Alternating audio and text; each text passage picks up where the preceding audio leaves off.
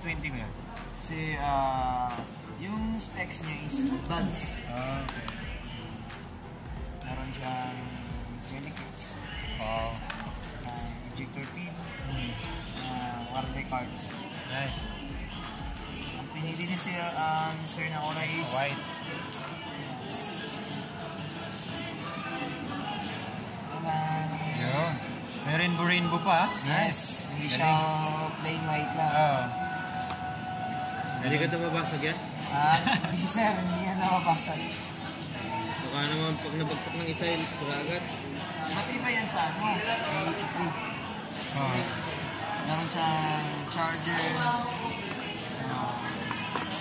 Kasama niya sa box is charger din cord. Then, good thing, naka USB 3. Wow.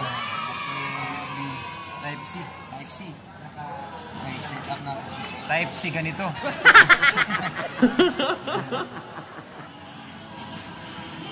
Philippines.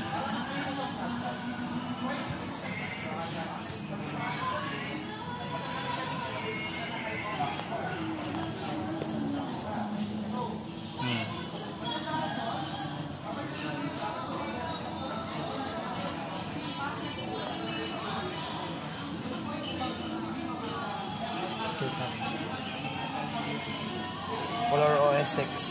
Nice. Yan. Yun. Ayan yung mga clearance niya. Galing. Ngayon, set up natin siya sa settings. Natin yan. Unang-una is yung battery percentage para makita mo kung ilang percent na yung battery mo. Then, ito. Then, pangalawa natin is yung sounds and vibrations. Lahat, full natin siya. Off natin yan. Off. Yan, kaya ginagawa ko yan dahil part of unboxing yan. Yan. Navigation key para ma-hide natin siya. Pwede mo nang i-hide. Okay, slide up mo lang. Pwede mo siya na back. Then, pwede mong lagyan ng assistable para bilis yung, hindi, ganito. Pero pwede naman hindi.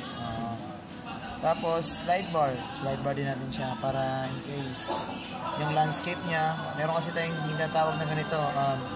Saan na yun? Nawala na. Wait lang. Dito na tayo. Sa unboxing muna tayo. Gestures. On siya lahat. Tapos, screen of gestures. Kaya kailangan ko siyang i-on kasi in case of, tawag ito, naka-screen off yung phone mo, like ganito, double tap mo lang, nag-open na siya. Double tap mo ulit, nag-screen off na siya. Then, draw ko lang ng circle, automatic camera na siya. So, yan. Okay muna natin. Yes. Yan. Back muna natin. Settings tayo ulit. Sa convenience. Ito. Tapos, smart call. Okay na. Yung smart call natin is, kung sakali, pwede mo siyang, pag ayaw mo sagutin yung tawag niya, tap mo, iganon mo lang sir, mag-mute na yan. Hindi na yan tumunog.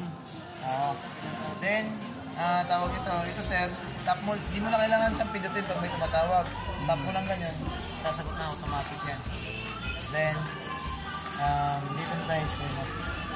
Ito yung kanina, double tap, draw ko ng circle, tapos draw V, pa-flashlight yan. Wala tayong flashlight. Ngayon, draw lang natin yung green. Flashlight is yan. Ayan. Pati off.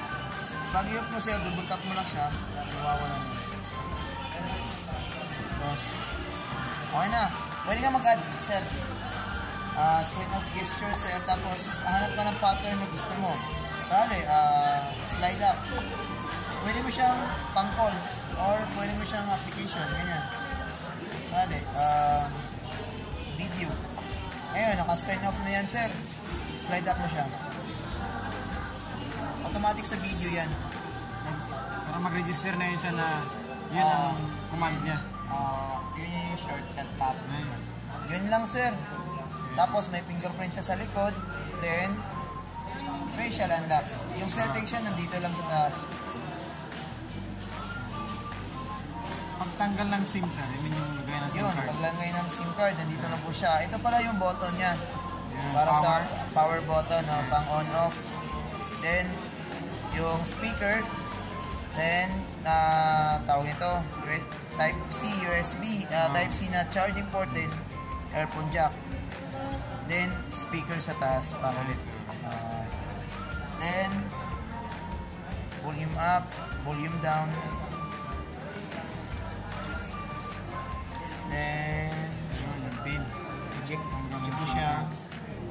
Meron na tayong Dual SIM. Wow. dual SIM Dual SIM na siya. at siya isang memory Hanggang card. ilan kayang memory niya, pwede ilagay. 256 gig sir, kaya pa niya. Marami na rin. Oo, marami na rin. Sa 64 gig, marami na rin. Okay na. Tapos, sa camera natin. Sa camera natin, sir. Yan. Kita mo, sir. Yan. Model. Model. Okay. Tapos, pwede mo siyang i-wide.